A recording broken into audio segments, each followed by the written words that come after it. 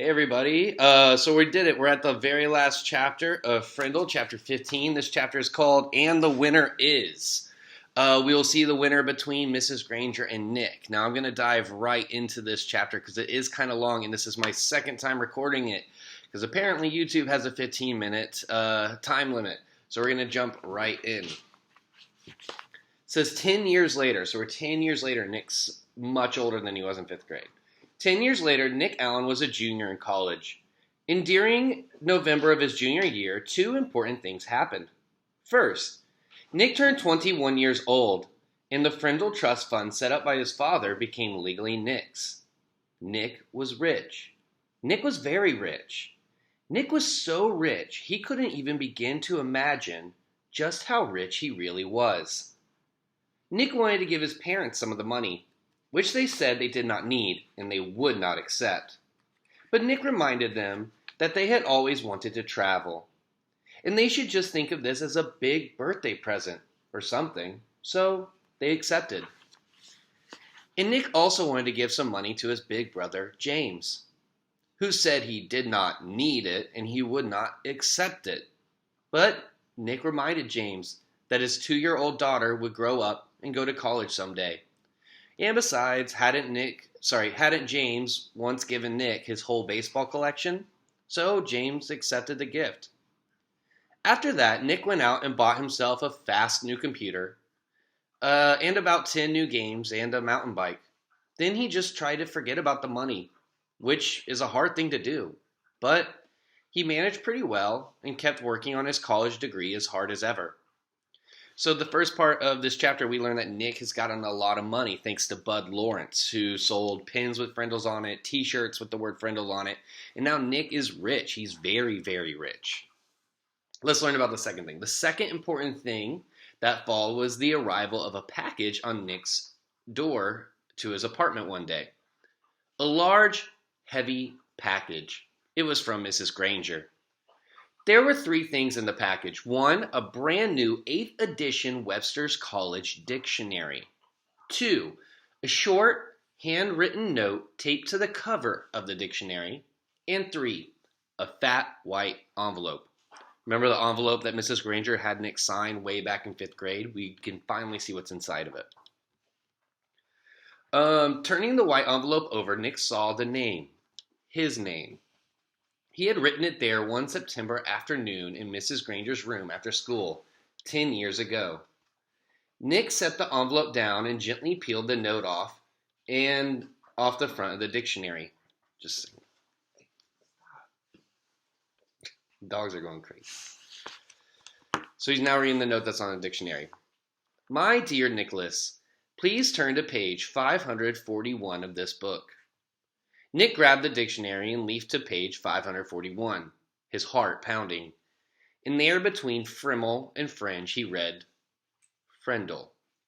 Frindle, noun. A device used to write or make marks with ink. Arbitrary coinage originated by Nicholas Allen, American, 1987. See the word pen.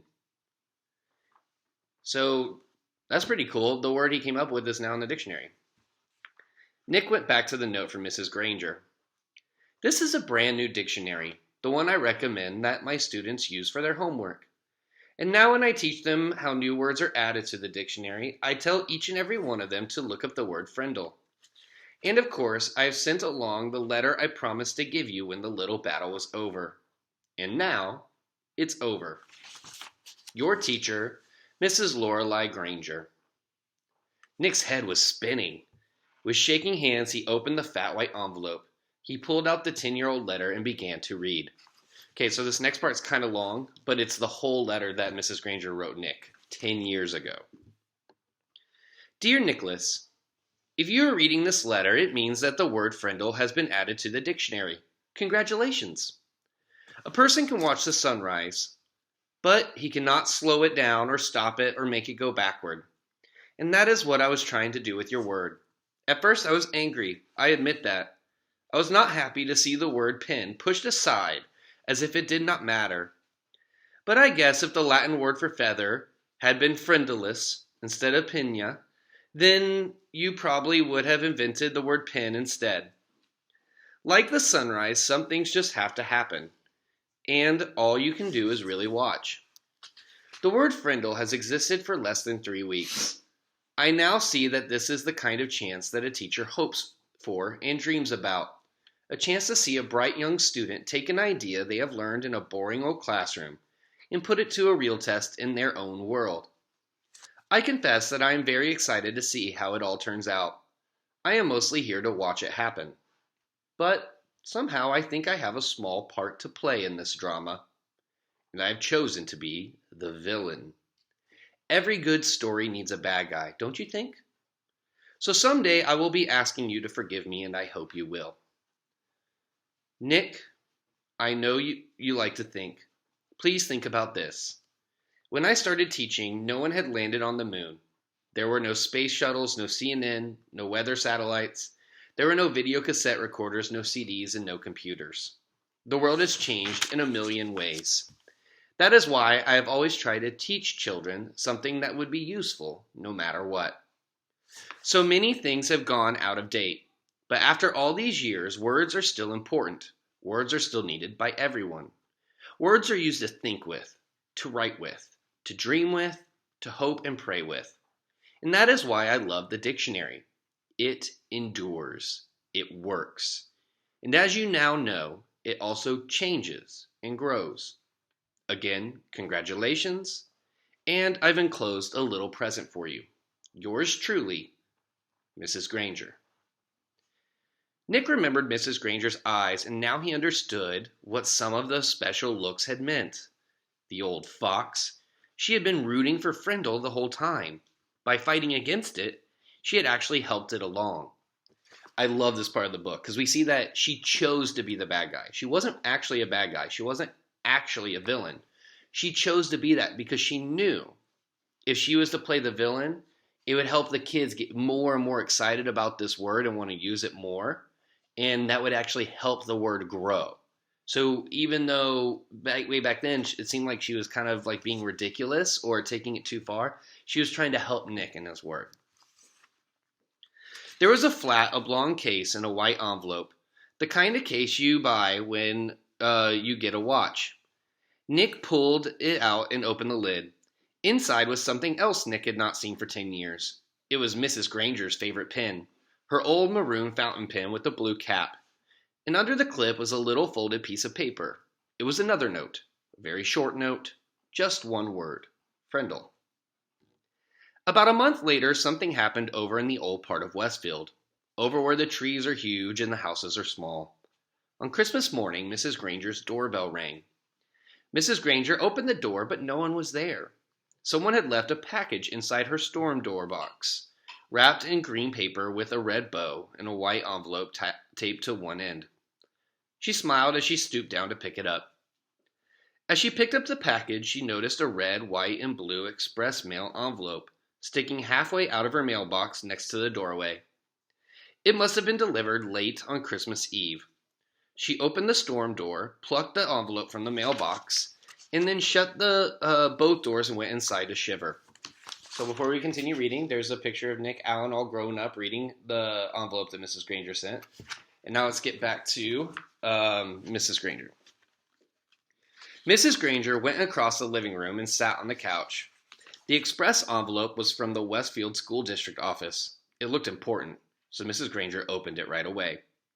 It was a letter from the superintendent of schools, a letter of congratulations. A permanent trust fund for college scholarships had been established with a donation of $1 million from one of her favorite students, her former students. It would be called the Lorelei Granger Students Fund. Mrs. Granger was sure it was a mistake, or maybe a prank. $1 million? Nonsense. She had the urge to pick up the telephone and give the superintendent a call and straighten this out right away. But this was Christmas morning, and even though the superintendent was one of her former pupils, Mrs. Granger decided it could wait a day. Couldn't hurt. Besides, the other package was sitting next to her on the couch, waiting impatiently with its red bow. She opened the envelope first. Okay, so a scholarship was opened up in her name to $1 million. My guess is that came from Nick, since we know he's rich now. Nick donated $1 million in Mrs. Granger's name, and that's going to go to students who earn that money to go to college. There was a little Christmas card with a sloppy note, obviously the work of some fifth grade boy. Dear Mrs. Granger, you're one of my favorite teachers. Here is something I want you to have. Sincerely, a student of yours. Mrs. Granger glared at the spelling mistakes, but then chuckled and shook her head. Kids are always the same, year after year. Here she was in her 45th year of teaching, all set to retire in June. She could hardly remember a Christmas day when she didn't have a present from one of her students. Mrs. Granger pulled off the red ribbon, tore off the paper, and lifted the lid of the box. She expected to find something made of yarn or popsicle sticks or maybe some curly macaroni and glue. But instead she found an oblong case covered with blue velvet. She opened the case. Inside was a beautiful gold fountain pen.